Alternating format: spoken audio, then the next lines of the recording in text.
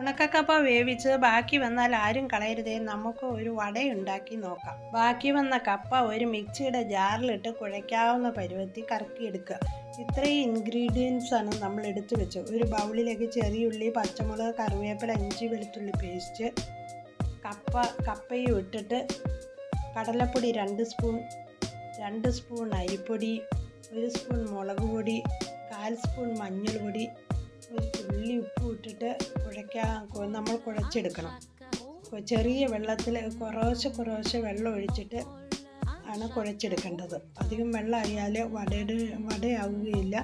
അതുകൊണ്ട് കൈ കൊണ്ട് തന്നെ കുഴച്ചെടുക്കുന്നതാണ് നല്ലത്. എന്നിട്ട് തിളച്ച എണ്ണയിലേക്ക് വടയുടെ ഷേപ്പിലാക്കിയിട്ട് നടുക്കൊരു ഹോളും ഇട്ടിട്ട് തിരിച്ചു മറിച്ച് ഇട്ടെടുക്കണം. നന്നായി മൊരിയിച്ചെടുക്കണം. എന്നിട്ട് സെർവിങ് പ്ലേറ്റിലേക്ക് മാറ്റുക. ഇതുപോലെ നിങ്ങൾ ഒന്ന് ഉണ്ടാക്കി നോക്കിയിട്ട് അഭിപ്രായങ്ങൾ അറിയിക്കണേ. Thanks for watching.